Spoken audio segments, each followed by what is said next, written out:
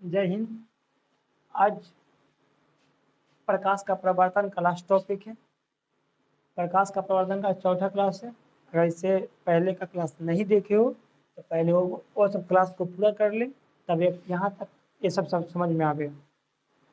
तो अब चलते हैं। आज पहले उसके बाद सब समझते हैं चिन्ह परिपाटी। चिन्ह परिपाटी उसके बाद देखेंगे आपतन दर्पण का। उसके बाद दो नोट पॉइंट है। उसके बाद फिर आपतन दर्पण और उत्तल दर्पण का उपयोग पढ़ेंगे। फिर आपतन दर्पण और उत्तल दर्पण में अंतर पढ़ेंगे। सब यही सब पॉइंट है। पहले चालू करते हैं चिन्ह परिपाटी। पहला टॉपिक है चिन्ह परिपाटी। चिन्ह परिपाटी। चिन्ह परिपाटी। चिन्ह परिपाटी पहले होता कौन सी? चिन्ह परिपाटी होता क्या है? तो चिन्ह परिपाटी कुछ नहीं, बस प्लस या माइनस को दर्शाना ही चिन्ह परिपाटी होता है। प्लस या माइनस को दर्शाना ही चिन्ह परिपाटी होता है। अब दिक्कत है कि इसको जरूरत काहे पड़ गया? जरूरत काहे पड़ गया? तो इसको समझने से पहले थोड़ा सा आगे बढ़ते हैं, तो वो समझ जाएगा तो फिर ये ऑटोमेटिक समझ में आएगा जरूरत काहे पड़ा। अब चिन्ह परिपाटी होता कौन सी है यहाँ समझते हैं।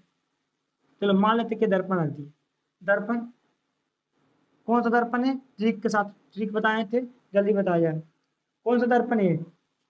आज से अंदर आज से अवतल, अंदर की ओर धंसा हुआ है तो अवतल दर्पण। आज से अंदर आज से अवतल, अंदर की ओर धंसा हुआ है तो अवतल दर्पण। ये हो गया ध्रुवी। ध्रुवी इसका फोकस है, फोकस है वक्रता केंद्र सी। पहले वक्रता केंद्र दोनों के बीच में होता फोकस, दोनों के बीच में होता फोकस। इसको मुख अक्ष सब जानता है। अब एक बात समझ में, अब बताओ कि वस्तु इधर रखे या इधर रखे। कल बताए थे कि वस्तु हमेशा जानने से देख सकता है, उधर ही से रखेगा। इन्हें तो रंगा हुआ है तो इनमें वस्तु रखेंगे तो दिखाई देवे नहीं करेगा, तो रखना पड़ेगा इस तरफ, वस्तु को रखना पड़ेगा इस तरफ, यानी कि वस्तु ही पर इस तरफ से रखाएगा। जब वस्तु इस तरफ से इस तरफ रखाएगा तब प्रकाश भी इन्हें जाती जाएगा, प्रकाश इन्हें से निकल के जाएगा। देखो मान लेते वस्तु रख दिए, तब वस्तु रख देते इन्हें से लाइट मारेंगे तो इसको तिरछा होकर के इसको माथवा से लाइट जाएगा ना, माथा से तो लाइट जाएगा। तो लाइट जा रहा है इन्हें, याद रखना। जितना भी इसको में दूरी मापाता है ना, सब मैंने ध्रुव, ध्रुव से मापेंगे। ध्रुव से ओरे आना है, अपने आप को ध्रुव पर खड़ा कर दो, ध्रुव पे उन्हें माप दो, नाप दो। इन्हें नापना है, इन्हें से इन्हें नाप दो, इन्हें नापना है, इन्हें से इन्हें नाप दो। ये क्या होता है? ध्रुव। लेकिन चिन्ह परिपाटी में होता है कौन सी? वस्तु मतलब वस्तु दूरी है, वस्तु दूरी तो कभी प्लस ले लेगा कभी माइनस, प्रतिबिंब दूरी कभी माइनस कभी प्लस। तो उससे एकदम सबसे अच्छा तरीका है, ट्रिक है। यहाँ समझो तो अच्छा आराम से पता चलेगा कि कहाँ पर प्लस लेंगे, कब माइनस लेंगे, कब क्या कब लेंगे, सब यहाँ पर समझ में आप आ जाएगा। यहाँ समझते देखो, प्रकाश जलने से आ रहा है, प्रकाश की दिशा जलने है, अगर वही दिशा में हम माप देंगे, नापेंगे, जलने से ज्यादा प्रकाश वही दिशा ओके दिशा ओन्ने है तो हमेशा प्लस में मापना है, हमेशा प्लस में। लेकिन उसके उल्टा दिशा में नापेंगे, उसके उल्टा दिशा में अगर नापेंगे तो माइनस में नापेंगे। कौन सी में? माइनस में। अब बताओ ये प्रकाश जा रहा इधर, ये प्रकाश जा रहा इधर, और जितना भी दूरी मापाता अभी बताया कहाँ से मापना? ध्रुव से लेकर के उसके बाद कौन जाना है? तो इस दर्पण में हमको बताओ फोकस दूरी, फोकस दूरी, फोकस दूरी धनात्मक होगा या ऋणात्मक? फोकस दूरी धनात्मक होगा या ऋणात्मक?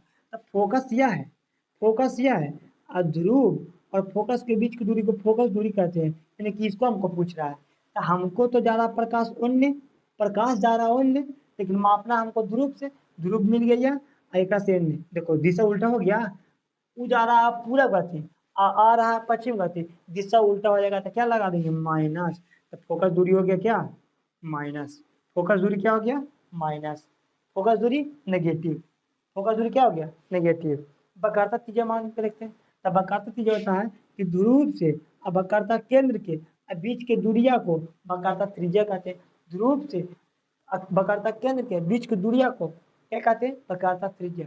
वक्रता त्रिज्या का मान बस प्रकाश देखना है कि आ रहा है किधर से, आ रहा है इधर से, यानी कि दिशा है पूरब की, दिशा है, दिशा है पूरब की, दिशा है पूरब की।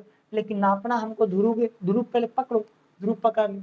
अब ध्रुव से जाना नहीं, बकायदा है क्या नहीं, यह है, उधर से इधर आवेंगे देखो, जा रहा है प्रकाश, वहां पर आएंगे, उल्टा दिशा हो गया, तो यानी कि बकाता त्रिज्या भी बकाता त्रिज्या भी क्या होगा, नेगेटिव, बकाता त्रिज्या भी नेगेटिव। अब एक कहा जाता है, अब कितना बच्चा रट लेता है, रट ले रहा था क्या कि फोकस दूरी आपतन दर्पण का बकाता त्रिज्या तथा तो फोकस दूरी ऋणात्मक होता है। और रटने से क्या फायदा, एकदम कंसेप्ट जब पते है ये, रटने से कोई फायदा नहीं। अब रटते पड़ेगा इसको, अब इसको रटने की कोई जरूरत नहीं, इसीलिए रटो नहीं, कंसेप्ट अगर तुमको पता है तो रटने से कोई फायदा नहीं, इसमें ऐसे ही उड़ा देगा, कंसेप्ट मेन पता है तब। अब समझ में आ गया कि अगर प्रकाश जने रहेगा, जने से जाएगा, उसको उल्टा दिशा में मापेगा, मापना है ध्रुव लेकर के, कन्हू भी जाएंगे ध्रुव पकड़ के, ध्रुव ध्रुव पकड़ लिए, ध्रुव से अगर उल्टा दिशा में मापेंगे तो माइनस, अगर जा रहा ओढ़ने मापा है ध्रुव से ओढ़ने, तब होगा क्या, प्लस, क्या होगा, प्लस। जैसे कल रखाए थे कि ध्रुव अब फोकस के बीच वस्तु रखे थे, ध्रुव अब फोकस के बीच रखे थे, तब प्रतिबिंब बना था दर्पण के पीछे, दर्पण के पीछे, ये क्या हो गया, प्रतिबिंब, प्रतिबिंब, प्रतिबिंब को भी से, प्रतिबिंब को भी से। अब मापना हमको प्रतिबिंब दूरी, प्रतिबिंब दूरी, ये देखो प्रकाश आ रहा है इधर से, प्रकाश आ रहा है इधर से, अब मापना है ध्रुव से होने, तो देखो दिशा सेम हो गया, दिशा सेम हो गया, जब दिशा सेम हो गया तब प्लस की माइनस, तो दिशा सेम है तब प्लस, दिशा उल्टा रहेगा था माइनस, तो दिशा ओढ़ने देते हैं पूरा गति, आयु माप रहे पूर्व गति, तो दोनों जगह यहाँ प्रतिबिंब दूरी, इसके लिए प्रतिबिंब दूरी नेगेटिव हो जाएगा, पॉजिटिव हो जाएगा, क्या हो जाएगा, पॉजिटिव, प्रतिबिंब दूरी पॉजिटिव। समझ में आ गया यहाँ तक, कोई दिक्कत, जन्य से आवेगा, जन्य से आवेगा वही दिशा में नाप रहे हैं ओनिए, जा आ रहा ओनिए, माप रहे ओनिए, परस्पर मापो, याद रखना कि ध्रुव से लेनी है, आ रहा है एन से, लेकिन माप रहे हैं हमको उल्टा दिशा हो गया, तो नेगेटिव।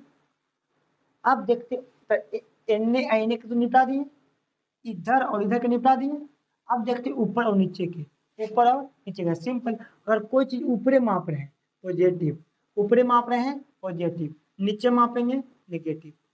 अगर नीचे ऊंचाई हो गया तो नीचे कौन चीज बनेगा, ऊपर नीचे क्या चीज बनेगा, ऊंचाई, तो वस्तु की ऊंचाई या प्रतिबिंब की ऊंचाई, तो ऊंचाई मापेंगे, अगर ऊपरे वस्तु रखा तो पॉजिटिव, प्रतिबिंब नीचे बन गया था नेगेटिव, हो गया चिन्ह परिपाटी, चिन्ह परिपाटी। समझ में आ गया चिन्ह परिपाटी कैसे कैसे लेना है, इसको जो होगा क्या न्यूमेरिकल में आराम होगा, न्यूमेरिकल में पता चलेगा कहाँ माइनस लेना कहाँ प्लस लेना, कोई दिक्कत।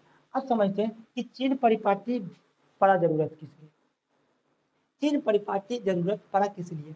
अब देखो यहाँ एक बात समझी जाए, देखो इधर कि चिन्ह परिपाटी जरूरत पड़ा किस लिए,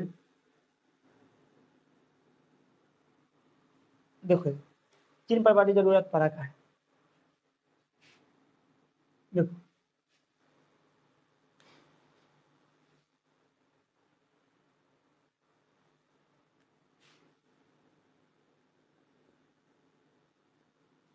देखो अगर प्रकाश इधर से जा रहा है, प्रकाश इधर से जा रहा है, प्रकाश इधर से जा रहा है, ठीक, प्रकाश इधर से जा रहा है,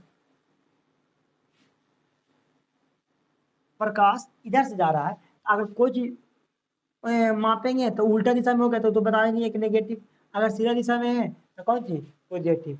लेकिन अब समझते हैं कि जरूरत पड़ा कैसे, देखो वस्तु हम कहूँ रखेंगे, वस्तु कहूँ रखेंगे तो पता लगे मतलब कहूँ रखेंगे, लेकिन प्रतिबिंब या तो दर्पण के पीछे बनेगा, नहीं तो दर्पण के आगे, दर्पण के पीछे नहीं तो दर्पण के आगे, या फिर वास्तविक बनेगा नहीं तो आभासी, वास्तविक नहीं तो आभासी। अब दिक्कत है, देखो चलो मान लेते हैं एक उत्तल दर्पण ले लेते हैं, एगो ये आपतन दर्पण, एगो उत्तल दर्पण, समझते हैं, उत्तल दर्पण और कौन सा दर्पण, आपतन दर्पण। अब समझते हैं, चलो वस्तु रख दी यहाँ, वस्तु रख दी यहाँ, तो मान लेते आपतन दर्पण में वस्तु आया पॉजिटिव, वस्तु आया पॉजिटिव, अब एकरो में आया पॉजिटिव, एकरो में आया पॉजिटिव, तो जैसे इसको सिंपल तरीका बनाते, चलो मान दे वाले एगो में भी बराबर दे वाले -20 मीटर, एगो में भी बराबर दे वाले +20 मीटर, आप देखो यहाँ से पता चलेगा कि कहाँ पर प्लस, कहाँ कौन सा फिगर कब जाएगा। देखो तो एक से पता चला कब जी कि प्रकाश आ रहा है एन, माप रहे हैं उसका उल्टा दिशा में। तब माया से पता लगा कि प्रकाश जा रहा है ओन, लेकिन यानी कि एक से पता लगा कि प्रकाश आ रहा है उधर, लेकिन उसका उल्टा दिशा में माप रहे हैं। आप देखो ये सेम सेम है, चिन्ह का अंतर है। यहाँ माप रहे हैं, यहाँ से क्या पता कि प्रकाश जब जा रहा है माप रहे हैं उधर ही, माप रहे हैं उधर ही।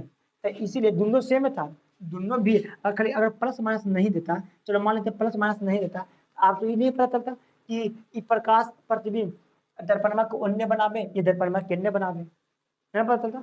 लेकिन अब ये भी बराबर यहाँ पे दिया, यहाँ माइनस दे दिया, तो ये तो पता चल गया कि प्लस मैंने जलने से आ रहा है उधर ही गति माप है, यानी कि दर्पणमा के ऊपर पट्टी बन रहा है, दर्पणमा के ऊपर पट्टी बन रहा है।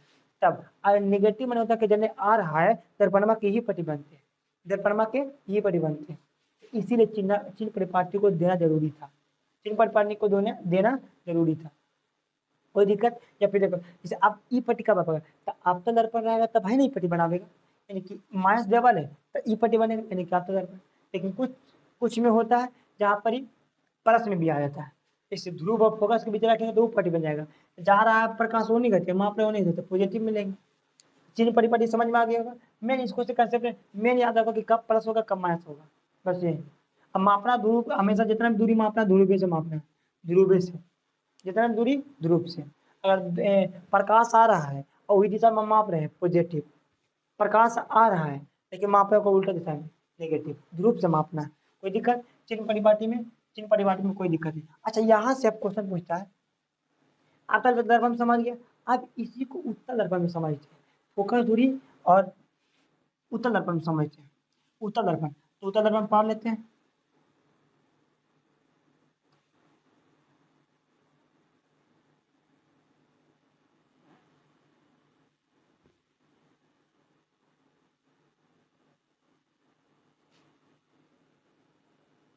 उससे उत्तल उत्तल दर्पण है, ये ध्रुव भी।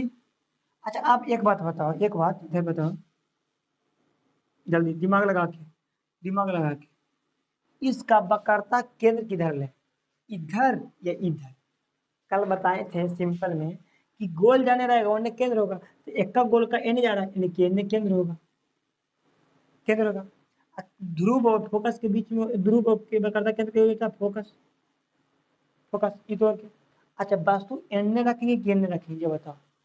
तेने कभी भी रख सकते हैं, ऐसे तो रंगल है, इन्हें रंगल तेने वस्तु रखाएगा नहीं रखाएगा, इन्हें रंगल ना है तो ये रंगल है, तो इन्हें से दिखाई ना देगा तो इन्हें रखेंगे। जानने से आप मालिक होने से कवर लगा ले तो देखेंगे ही पट्टी से, इन्हें से कवर नहीं लगा वो तो रखेंगे वस्तु ही पट्टी, इधर ही कहीं रखेंगे। चलो मान लेते वस्तु यहाँ रख दी। अब यहाँ से प्रकाश जाएगा, यहाँ से प्रकाश जाएगा, क्योंकि प्रकाश की दिशा अन्य है। जित बताए देखिए जितना भी दूरी मापेंगे सब ध्रुव से मापना है। प्रकाश जा रहा है इनमें से, अब हमको निकालना फोकस दूरी एफ, पॉजिटिव होगा या नेगेटिव। प्रकाश जा रहा पूरब में और ध्रुव से माप रहे फोकस, तो वो भी जा रहा पूर्वे, वो भी जा रहा पूर्वे, ये भी जा रहा, दिशा एक है तो पॉजिटिव। अब मानना है वक्रता त्रिज्या वक्रता त्रिज्या निकालना है, तो प्रकाश जा रहा वो नहीं है और ध्रुव से जितना भी दूरी में ध्रुव से, ध्रुवों से वक्रता त्रिज्या वो नहीं है। देखो वो नहीं जैसे है, माप रहे होने प्रकाश भी होने और जा रहा भी होने, प्रकाश भी होने जा माप रहे भी होने, दिशा सेम है तब पॉजिटिव। तो इसको अगल का नोट पॉइंट याद रखना, पूछ भी दिया बहुत बार क्वेश्चन, बहुत बार क्वेश्चन पूछ दिया है। क्वेश्चन पूछ दिया क्या कि अवतल दर्पण का फोकस दूरी तथा वक्रता त्रिज्या हमेशा हमेशा अवतल दर्पण का फोकस दूरी तथा वक्रता त्रिज्या ऋणात्मक होता है, निगेटिव होता है। अब यहाँ लिखे थे पढ़े थे ना कि अवतल दर्पण का फोकस दूरी हमेशा निगेटिव होता है। देखो ना फोकस दूरी, प्रकाश जा रहा है एन से, माप रहा है एन, उल्टा दिशा देखो फोकस वक्रता के फोकस माप रहे हैं वक्रता के, प्रकाश जा रहा है एन से और माप रहे हैं एन से, उल्टा दिशा में नेगेटिव। इसी प्रकार प्रकाश आ रहा है एन से, हमारे फोकस उल्टा दिशा में नेगेटिव। एक में प्रकाश आ रहा है एन से, माप रहे होनी है पॉजिटिव, प्रकाश आ रहा है एन से, माप रहे होनी है पॉजिटिव। क्या पॉजिटिव? कोई दिक्कत? Positive negative. यहाँ से नोट पॉइंट में यहाँ से लिख लेना, ये वाला पॉइंट लिख लेना है, लिख लेना। आपके दर्पण का फोकस दूरी लिख लेना है कि आपतन दर्पण का फोकस दूरी तथा वक्रता त्रिज्या ऋणात्मक होती है, और उसको अगर कम में लिख लेना है, उत्तल दर्पण का फोकस दूरी तथा वक्रता त्रिज्या धनात्मक होती है। कोई दिक्कत? यहाँ तक आगे बढ़ते हैं। यहाँ तक चिन्ह परिपाटी में लिखे ना, कि चिन्ह परिपाटी में अगर प्रकाश के चिन्ह परिपाटी में लिखना तो 3-4 को पॉइंट बनाकर लिख लेगा कि अगर प्रकाश की दिशा में मापी गई दूरी हमेशा पॉजिटिव, प्रकाश के विपरीत दिशा में मापी गई दूरी हमेशा नेगेटिव, ऊपर मापी गई दूरी ऊंचाई पॉजिटिव, मुख अक्ष से नीचे मुख अक्ष से नीचे मापी गई दूरी नेगेटिव, मुख अक्ष से ऊपर मापी गई दूरी पॉजिटिव। 4 को पॉइंट नोट कर लेगा। कोई दिक्कत चिन्ह परिपाटी में? चलो यहाँ तक कोई दिक्कत नहीं। अब समझते हैं आपतन दर्पण का उपयोग और उत्तल दर्पण का उपयोग करते कहाँ। आपतन दर्पण का उपयोग, उत्तल दर्पण का उपयोग करते हैं। इसको से पहले पॉइंट को मिटा देते हैं।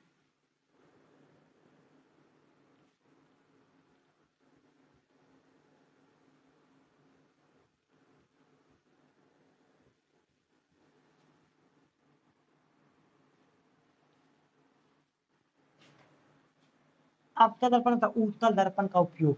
तब पहले समझते हैं आपतन दर्पण का उपयोग। आपतन दर्पण का उपयोग, आपतन दर्पण का उपयोग, आपतन दर्पण का उपयोग करते कहाँ। अच्छा एक बार बताओ, आपतन दर्पण का फिगर पहले समझो। फिगर अगर दिमाग में इमेज है तो बन जाएगा। आज से अंदर, आप से आपतन, इसका प्रवर्तक होता है अंदर धंसल, अंदर धंसल, अंदर धंसल। अब बचो इसका उपयोग करते कहाँ।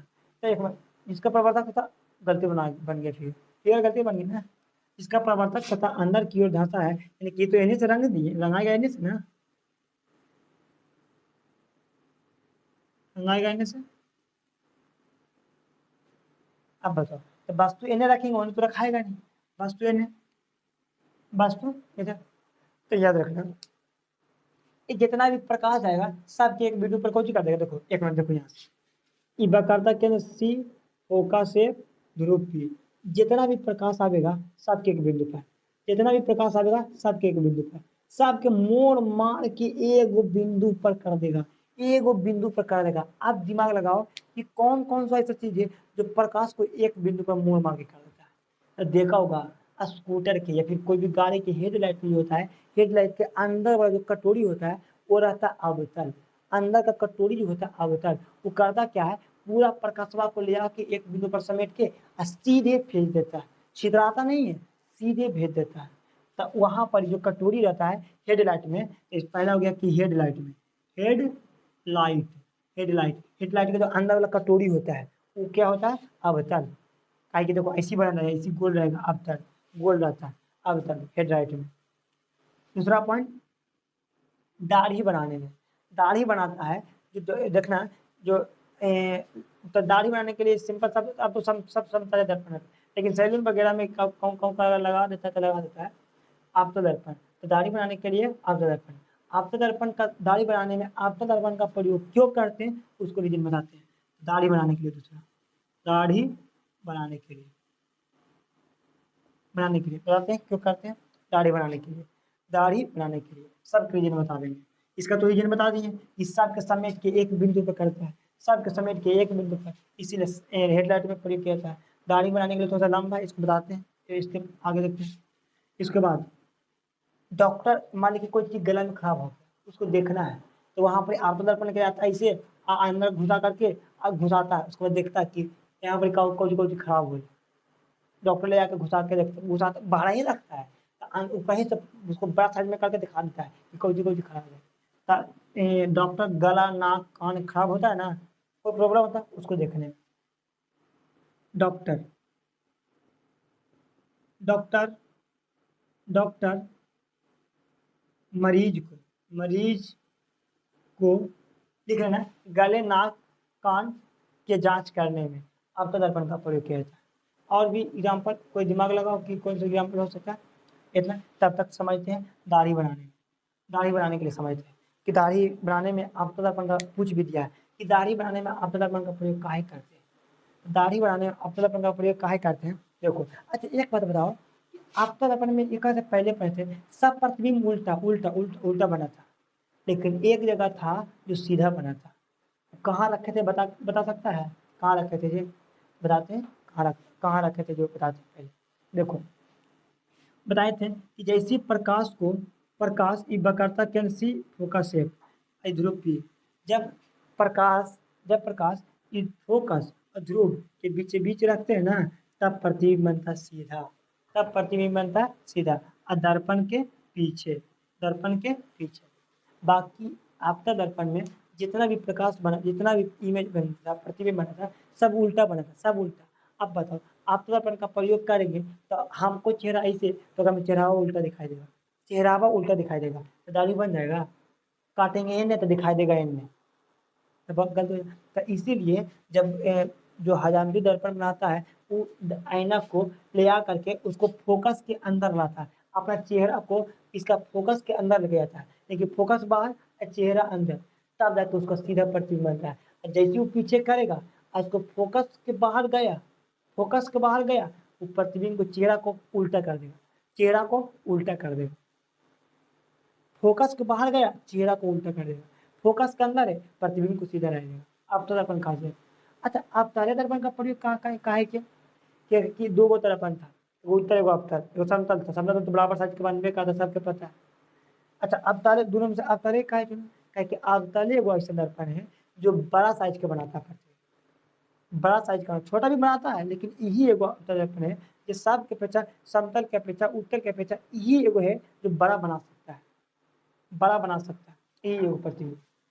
इसीलिए अवतल को चुना गया है दाढ़ी बनाने के लिए। और दाढ़ी बनाने के लिए हमको मतलब कि जो अगर बड़ा साइज के दिखेगा तो भाई ना बने से एकदम बराबर एक को देख के काटेगा। अगर बड़ा साइज में दिखबे नहीं करेगा तो काट जाएगा, कुछ भी काट सकता है। इसीलिए उसको बड़ा साइज में चाहिए था। अवतल दर्पण ही है कि उसको साइज में बड़ा। और उत्तल दर्पण की बात करेंगे, उत्तल दर्पण में कभी भी बड़ा बनने नहीं करता, बराबर तक आ जाता है, लेकिन बराबर को नीचे रहता है, बराबर आ जाएगा, छोटा बहुत छोटा, बस इतना ही में वो अपना खुश है। लेकिन जो उत्तल दर्पण है, अवतल दर्पण में छोटा भी बनता है, बराबर भी बनता है, बड़ा भी बनता है, बहुत बड़ा भी बनता है, बहुत छोटा भी बनता है। यानी कि एकरा में सब देख ली, ए टू जेड ला करके सब समेट दिया, सभ्य के गुण एकरा में अवतल दर्पण में। लेकिन उत्तल दर्पण में खाली छोटा नहीं तो बराबर, समतल दर्पण में तो बराबर है था। समझ में आ गया? अवतल दर्पण का प्रयोग काहे कि यही एगो बड़ा साइज का बनाता है प्रतिबिंब, बड़ा साइज का बनाता है। और दूसरा इसको बनाएंगे तो बाकी को उल्टा, लेकिन बनाने के लिए ध्रुव फोकस के अंदर रखेंगे तब भाई ये बड़ा साइज के बनावेगा और सीधा बनावेगा। और ऐसी पीछे कर देंगे तो ये उल्टा कर देगा, ये प्रतिबिंब ऐसे बना दे नीचे बन जाएगा, उल्टा बन जाएगा। इसीलिए उसको ध्रुव और फोकस के बीच में रखना जरूरी रहता है। इसीलिए अवतल दर्पण माना जाता है दाढ़ी बनाने के लिए अच्छा माना जाता है, सब प्रतिबिंब को बड़ा कर देता है। कोई दिक्कत यहाँ तक? अब पूछ देगा तो इतना बात बताए, कुछ ना कुछ तो पॉइंट याद है ही होगा। अपन भाषा में मार के रगड़ दिया, लिख दिया, नंबर दे देगा, भर भर के नंबर देगा। फिर अपन भाषा में लिख देना है, अपन भाषा में सिर्फ। कोई दिक्कत? डॉक्टर मरीज से वही कंसेप्ट ही होगा, तो डॉक्टर ले जाता है तो वो भी फोकस के अंदर रखता है, बड़ा साइज बनाता है तो उल्टा दिखाई देगा, तो सही से चेक कर पाएगा नहीं। उल्टा फोकस के पहले हुआ तो आप तक एक खासियत है कि फोकस के बाहर होगा उल्टा कर देगा, फोकस के अंदर रहेगा प्रतिबिंब को सीधा बनाएगा। चम्मच घर में सबके होगा, चम्मचवा को आगे पीछे करना, आगे पीछे जैसे ये होता था ना, चम्मचवा ऐसे रहेगा, उसको आगे पहले दूर करेगा, सीधा रहेगा, लेकिन जैसे फोकस के अंदर आवेगा उल्टा कर देगा। चम्मच सबके घर में होगा, तो देख लेना कर करके एग्जाम्पल। कोई दिक्कत? मनी यहाँ तो कोई दिक्कत नहीं। ये अल्प दर्पण का उपयोग हो गया। अब उत्तल दर्पण का उपयोग समझते हैं। उत्तल दर्पण का उपयोग, उत्तल दर्पण का उपयोग, उत्तल दर्पण का उपयोग, पहला पॉइंट आता है उत्तल दर्पण का उपयोग। गाड़ी सबने देखा होगा, गाड़ी के पीछे जो ऐसे शीशवा निकला रहता है, शीशवा, उस शीशवा जो होता है उत्तल दर्पण लगा रहता है। उत्तल दर्पण। अच्छा, उत्तल दर्पण कहाँ लगा रहता है? उसको उत्तल दर्पण कहाँ लगाता है? देखो, उत्तल दर्पण जो अभी बताए देखा से पहले कि उत्तल दर्पण जो है प्रतिबिंब को छोटा करके बनाता है, अगर उत्तल दर्पण की जगह समतल या अवतल लगावेगा ना तो पीछे का जगह बहुत बड़ा। अब उतना को इतनी को शीशा में दिखाना है तो कैसे? उतना बड़ा बड़ा रोड है, अब उसको इतनी को शीशा में दिखाना है तो पूरा का छोटा करेगा तो भाई ना इसको में दिखाई देगा है। पूरा भारत उतना बड़ा क्षेत्र है, पूरा को छोटा करके दिखाना है तो अगर अवतल लगा देंगे तो अवतल तो बड़ा बनाता है तो दिखाई देगा नहीं।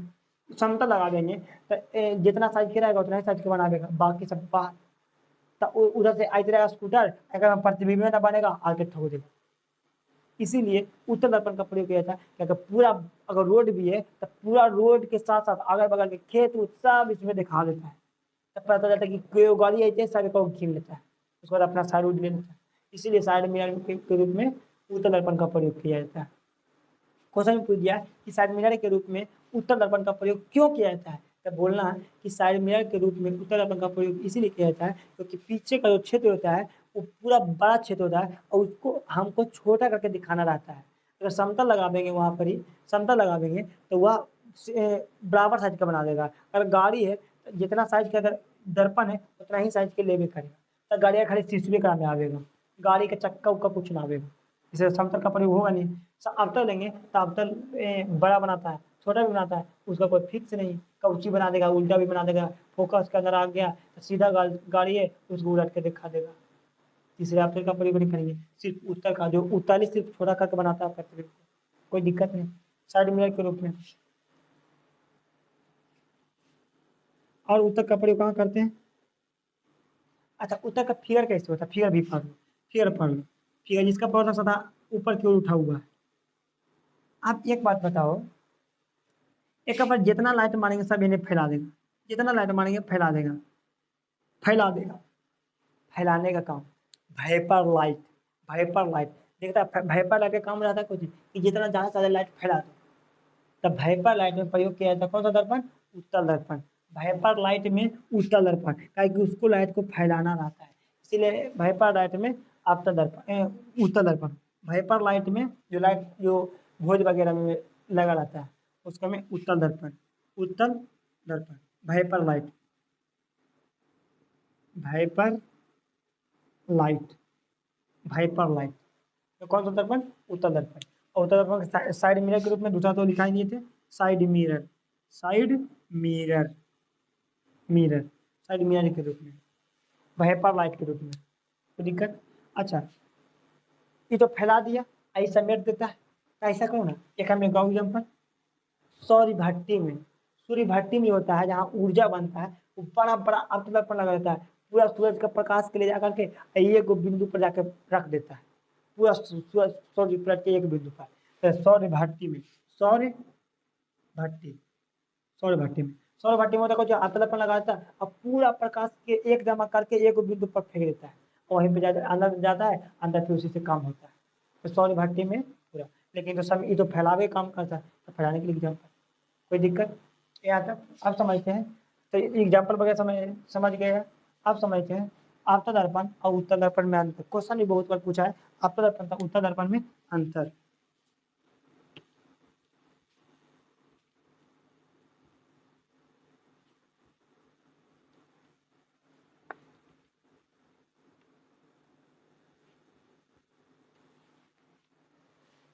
चलो ऐसा कर लेते हैं, ऐसा फिगर पढ़ा देते हैं, एक तरफ अवतल लिख देते हैं, एक तरफ उत्तल। अच्छा, अवतल रहे या उत्तल रहे, सब में तो फोकस दूरी अब बकाता जैसा सेम में रहता था, मतलब फोकस दूरी अब बकाता जैसा सब में रहबे करता है, फिक्स रहता है, मतलब सब में रहता है। बाकी बाकी वस्तु दूरी प्रतिबिंब दूरी रह भी सकता नहीं भी रह सकता, लेकिन फोकस दूरी सब में पाते हैं, प्रतिबिंब दूरी सब में, फोकस दूरी पाते हैं, फोकस दूरी सब में पाते हैं, और बकाता त्रिज्या पाते हैं सब में, दोनों कॉमन होता है, हर चीज में दोनों कॉमन होता है। तो ऐसा कर लो, आप बता दर्पण का फोकस दूरी तथा वक्रता त्रिज्या क्या होता है, नेगेटिव या पॉजिटिव? तो दिमाग लगाओ कि आज से अंदर, अंदर की ओर धंसल था, अंदर की ओर धंसल यानी कोने से रंग देंगे तो प्रकाश आवेगा एन से, मापेंगे एन, उल्टा दिशा में मापा रहा है, उल्टा दिशा में मापा रहा था ऋणात्मक। तो यहाँ लिखना, अवतल पहला पार्ट लिख लेना, बोल देते हैं अवतल दर्पण का फोकस दूरी तथा वक्रता त्रिज्या ऋणात्मक होती है, एक लिखेगा। जबकि जबकि उत्तल दर्पण का फोकस दूरी तथा वक्रता त्रिज्या क्या होता है? धनात्मक होता है। कैसे? ऊ से उठल, उठल रहेगा यानी गिने से रंग दो, ऐसे रंग दो, यानी क्या बताओ, एकरा एकड़ कटोरिया एन है, तो एन केंद्र वक्रता केंद्र एन है, दोनों के बीच में फोकस एन है। अब प्रकाश वस्तु तो इन्हें रख सकते नहीं, का के इन्हें रंगल है, ऐसा तो दिखाई देगा नहीं, तो रखेंगे इधर। रखेंगे ने तो प्रकाश जाएगा एन से, हम मापेंगे ध्रुव पी से एन, सब वही दिशा में पाते हैं तो प्लस में। इसीलिए उत्तल दर्पण में बताते देता है फोकस दूरी क्या होता है, धनात्मक होता है, कोई दिक्कत नहीं। अच्छा बताए थे उत्तल दर्पण है, एक बार जितना ही प्रकाश मिलेगा सबको फैला देगा, फैला देगा। अक्कड़ बताए थे फैलाने की कोशिश करते आप सारी या भी सारी, आप मैंने ऊपर ऊपर फैला देना पूरा, लेकिन फैला देता कौन, उत्तल दर्पण। आभी सारी, अभी मैंने अभी आके मिल जाए समेट लो, तो समेटने का काम कौन, कटोरी है ना, कटोरी से मिलेगा समेटा देगा, समेट देगा एक बिंदु पर, कौन, अब तक। तो लिखना है दूसरा पॉइंट लिखना कि आपतन दर्पण को समेटने का काम करता है अभिसारी, आपतन दर्पण को अभिसारी दर्पण कहा जाता है, इपट लिखेगा। जबकि उत्तल दर्पण को अपसारी दर्पण भी कहा जाता है। 2 पॉइंट हो गया, आगे बढ़ते हैं।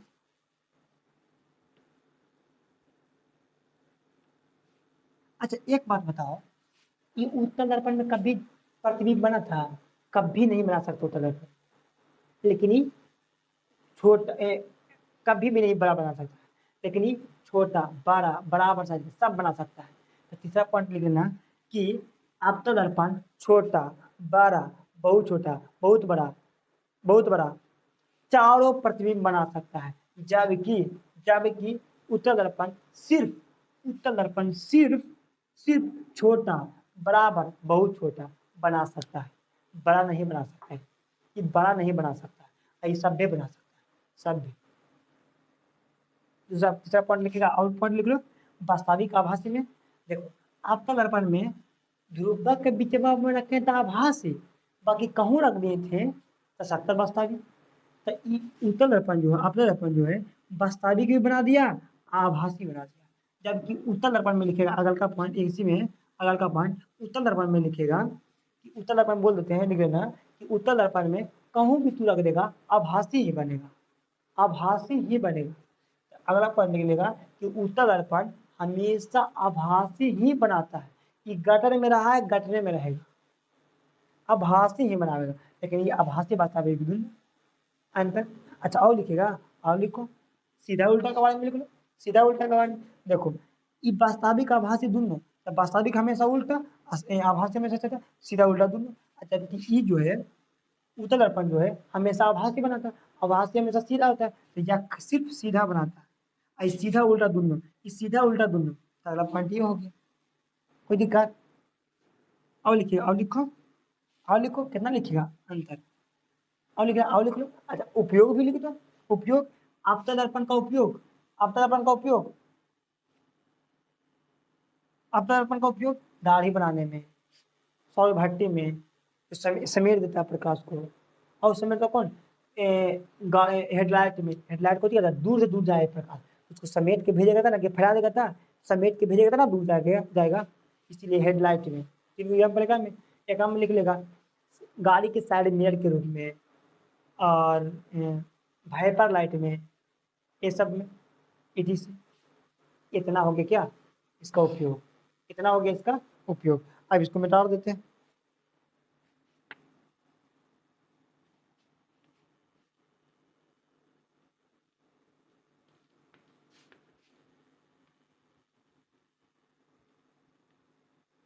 हमारा ये भी पॉइंट कंप्लीट, ये पॉइंट कंप्लीट। अब सीखते हैं, समझते हैं दर्पण सूत्र, दर्पण सूत्र, दर्पण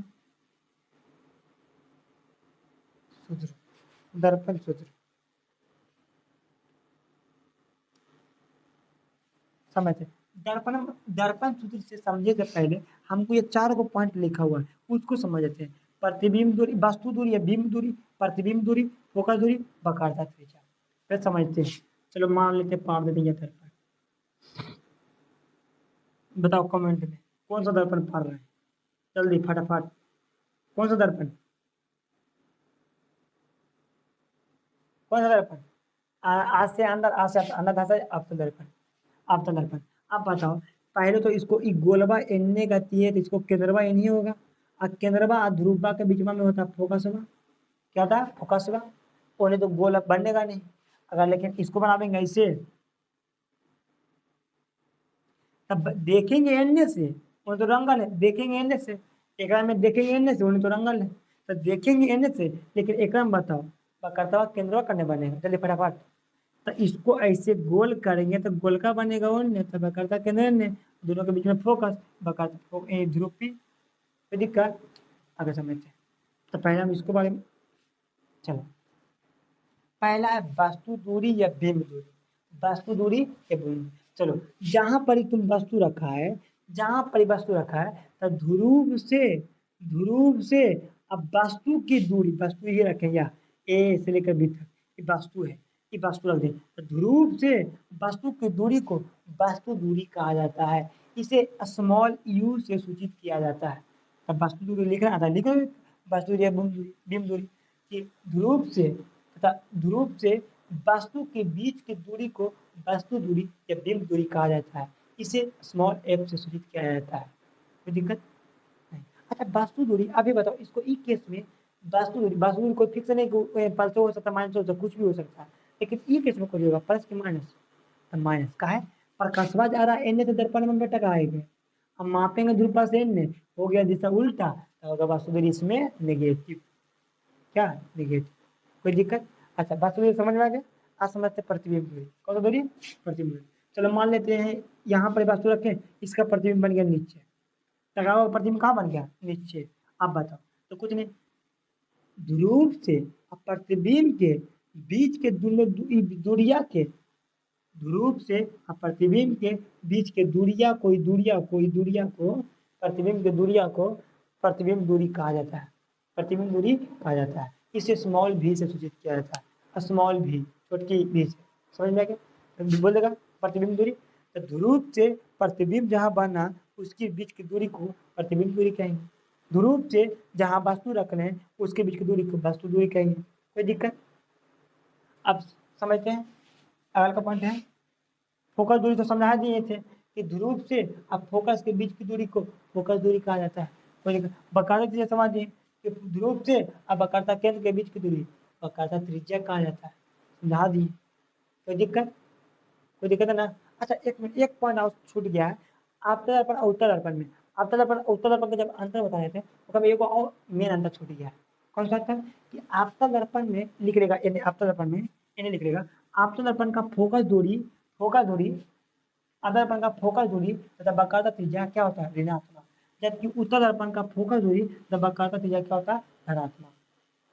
लिख लेगा, इतना आप लिखा दिए, अब कहूँ से बाहर नहीं पूछेगा, आंसर कुछ भी करेगा। अरे इतना लिखा दिए, कुछ ना कुछ 4-5 तो लिखना रहता, 2-3 गो लिखे भी नहीं करेगा, आपसे लिख देगा। अब समझते दर्पण सूत्र। दर्पण सूत्र हमको होता क्या, दर्पण सूत्र कुछ नहीं, 1/v प्लस 1/u बराबर 1/f, इसी को बोलते हैं दर्पण सूत्र, इसी को बोलते हैं दर्पण सूत्र। दर्पण सूत्र है क्या, तो बोला कि प्रतिबिंब दूरी, फोकस वस्तु दूरी, प्रतिबिंब दूरी तथा वस्तु दूरी तथा फोकस के बीच में संबंध, रिलेशन को दर्पण सूत्र कहा जाता है। अब दर्पण सूत्र क्या लिख के डैश दे दो, लिखो कि प्रतिबिंब दूरी तथा वस्तु दूरी और फोकस दूरी के बीच संबंध को दर्पण सूत्र कहा जाता है। भी को भी क्या है, प्रतिबिंब दूरी लिखा दें, यू क्या है वस्तु दूरी, एफ क्या है फोकस दूरी।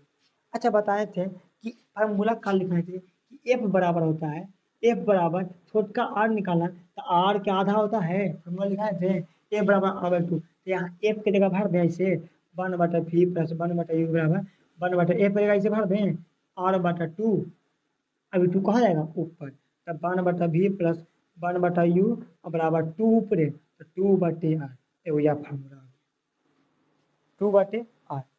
अगर एफ के रूप में लिखेंगे तो 1/v प्लस 1/u बराबर 1/f, आर के रूप में लिखना तब 1/v प्लस 1/u बराबर 2/r, 2/r, आर आधा होता है, आधा करेंगे तो ये आधा चल गया ऊपर, आधा आधा की, समझ याद रखना। सेम जो फार्मूला ई लिखा था यही होता है दर्पण सूत्र पढ़ा, जब लेंस सूत्र पढ़ेंगे तो लेंसों में फार्मूला सिर्फ सेम रहता है, लेकिन बीच में आ जाता है माइनस, बीच में आ जाता है माइनस, तो याद रखना दर्पण वाला में आता है, दर्पण वाला में हमेशा प्लस भी यू एक तरफ और एफ के ऊपर, भी यू के ने रखना और दोनों प्लस में दर्पण में एफ के होने वाला के भेज देना बराबर करने, दर्पण सूत्र याद रहेगा।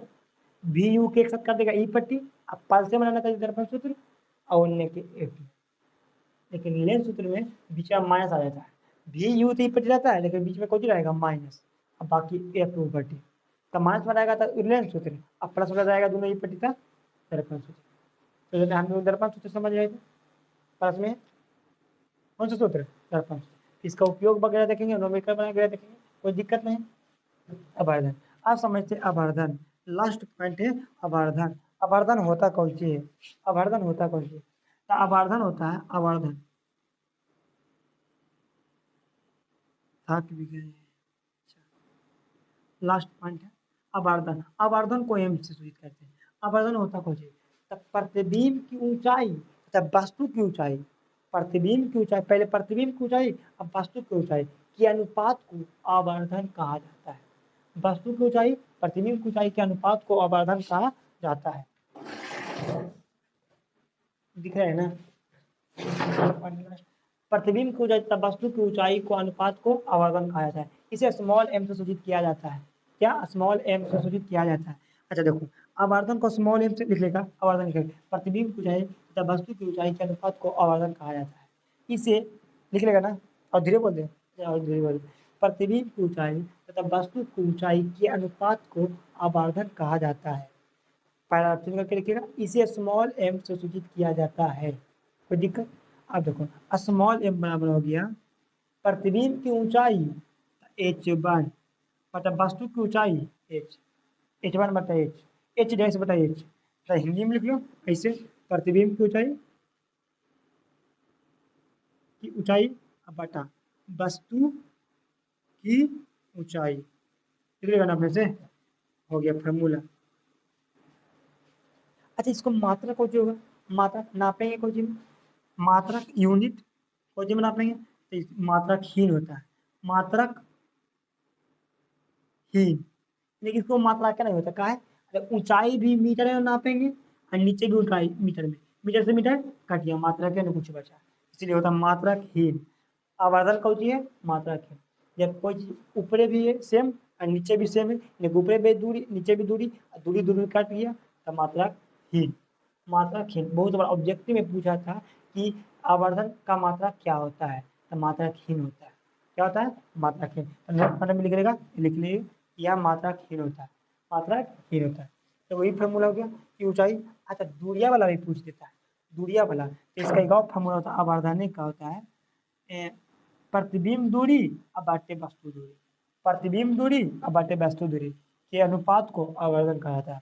निकालने का मतलब ये लिख लो, ऊपर प्रतिबिंब दूरी अब बाटे वस्तु दूरी, वस्तु वस्तु दूरी क्या होता है, आवर्धन। अब प्रतिबिंब दूरी को, यहाँ प्रतिबिंब दूरी को भी अब बाटे यू, आवर्धन का फॉर्मूला।